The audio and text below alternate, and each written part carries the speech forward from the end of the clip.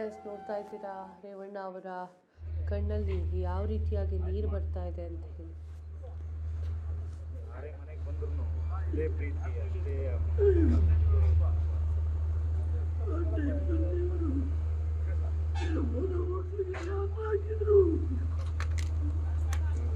ಎಲ್ಲರೂ ಸಹಾಯ ಮಾಡಿದ್ರು.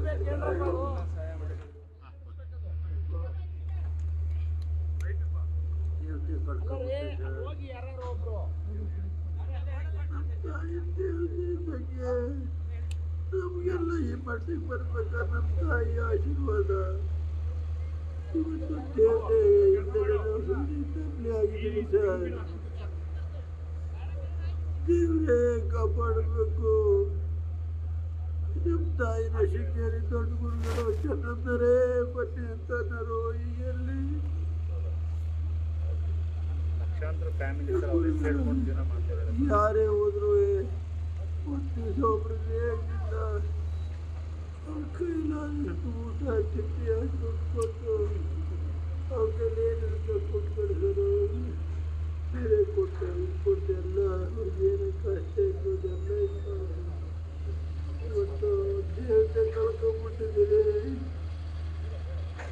ಫ್ಯಾಮಿಲಿ ಆಗಿದ್ದೀನಿ.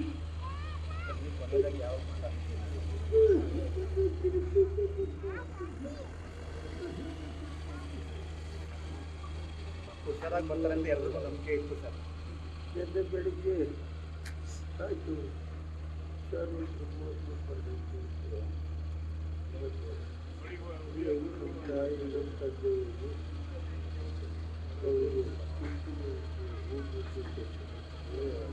ದೇವ್ರ ಮೇಲೆ ಅಪಾರ ಭಕ್ತಿ ಇಟ್ಕೊಂಡ್ರೆ ಸರ್, ಯಾವಾಗಲೂ ಪೂಜೆ ಮಾಡ್ತಿರೋದು.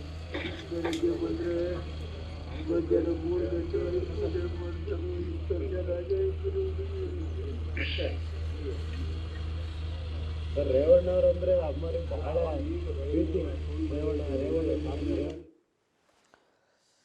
ರೇವಣ್ಣ ಅವರು ಕಣ್ಣಲ್ಲಿ ನೀರು ಹಾಕ್ತಾ ಇದ್ದಾರೆ ತಾಯಿಯನ್ನು ನೆನೆದು.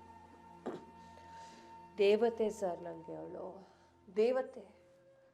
ಆಕೆಯ ಋಣವನ್ನು ಎಷ್ಟು ಜನ್ಮ ಎತ್ತಿದ್ರೂ ಕೂಡ ತೀರ್ಸಕ್ಕಾಗೋದಿಲ್ಲ. ಅಷ್ಟು ಒಳ್ಳೆ ದೇವತೆ ನಮ್ಮಮ್ಮ ಅಂತ ಹೇಳಿ ನೆನೆದು, ಅಮ್ಮನನ್ನು ನೆನೆದು ಕಣ್ಣೀರನ್ನು ಹಾಕ್ತಾ ಇದ್ದಾರೆ.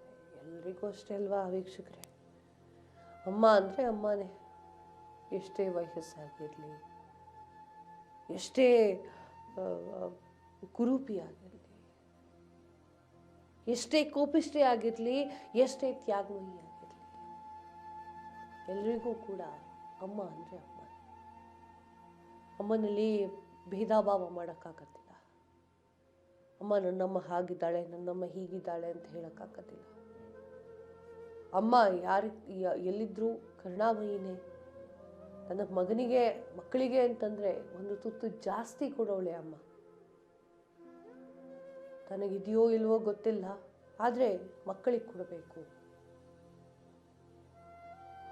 4 ಜನ ಮಕ್ಕಳಲ್ಲಿ 6 ಜನ ಮಕ್ಕಳಲ್ಲಿ ಯಾರ ಮಕ್ಕಳು ದೊಡ್ಡವರಲ್ಲ, ಯಾರ ಮಕ್ಕಳು ಚಿಕ್ಕವರಲ್ಲ.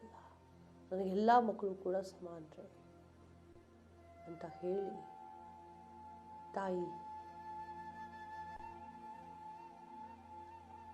ಹೇಳುವಂತಹ ಒಂದು ದೇವತೆ.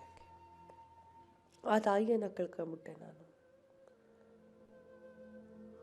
ನನಗೆ ಅವಳೇ ಪ್ರಪಂಚವಾಗಿದ್ಲು ಅಂತ ಹೇಳಿ ಕಣ್ಣಲ್ಲಿ ನೀರು ಹಾಕ್ತಾ ಇದ್ದಾರೆ ರೇವಣ್ಣ ಅವರು.